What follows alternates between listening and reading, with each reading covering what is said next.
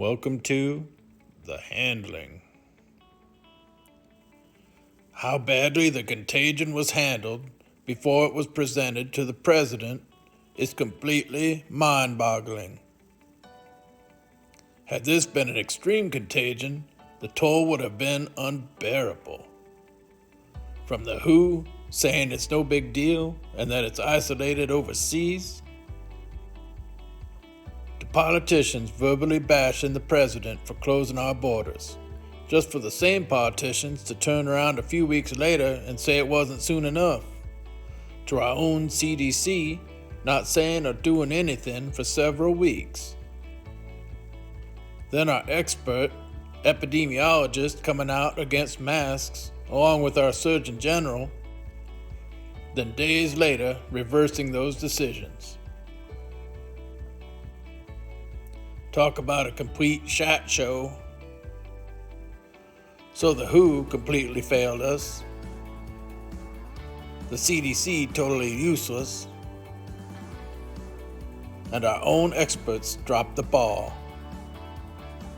The only thing that was done right was the president halting international travel, not knowing the contagion was here already. Again, had this been extremely deadly, we would have been wiped out. The government can't run anything right. Rightly, we cut all funding to the WHO. So hindsight being 2020, all of our health warning agencies utterly failed us. Had any one of them come through, the outcome could have been significantly altered. Instead, the WHO believed Heine and their typical rhetoric of all is well and under control. The CDC was incompetent. Our so-called expert advisors to our government couldn't agree on a strategy. And the only sensible decision was made by the president, only to be verbally abused by politicians and the media. So, what this points to is severe and fatal incompetence by the experts. Or, this was an intentionally implemented crisis of misinformation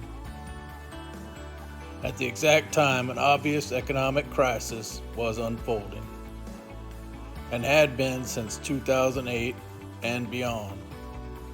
Although I have no problem believing a health bureaucracy could fail humanity, I do have a problem when all of them fail at once. We don't have to use the word conspiracy anymore. We know now these events are simply following a plan that seems unbelievable to the average person. And anyone thinking that way must be paranoid, which creates plausible deniability for those at the top, while rendering the average citizen impotent of recourse. So it's all a great and disputable cover for government ineptitude. Now they have monetary control over a large portion of the population, caused by this dual corresponding crisis initiative. A further power grab for the elites and politicians and corporations. Further control over your housing, food supply, and multiplying the amount of people receiving government support. If you believe our system is on the level and has your best interest at heart, then we are lost as a society. All the lies, disinformation, propaganda, suspension of disbelief that continues to run unchecked and uninterrupted is degrading and chipping away at our basic rights, causing dependence for our basic needs.